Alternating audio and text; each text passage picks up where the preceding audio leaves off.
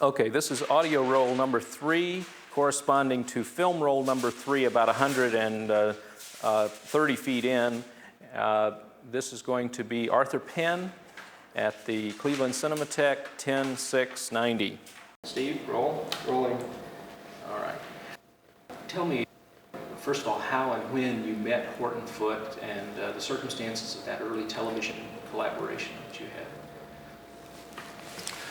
It was in 1953 that Fred Coe, who had been producing the most prestigious hour drama on NBC, decided that there was a paucity of material that, because there were certain wonderful short stories that were in first person that couldn't by nature be dramatized, or at least that was the perception. So he had the idea that maybe we should dramatize it by having the camera play the first person with an actor supporting it.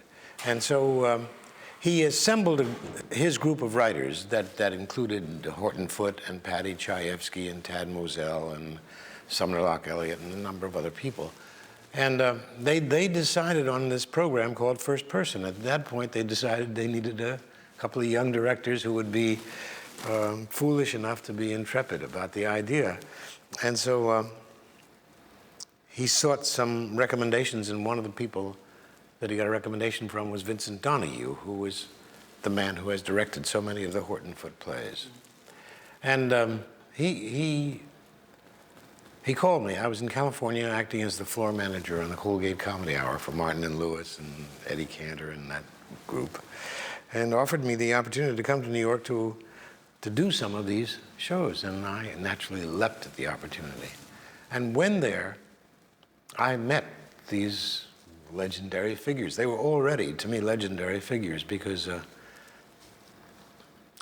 their work on television had been so extraordinary. And Horton Foote was easily the most gracious. And that's when we met. We became friends, and we did a number of things together after that.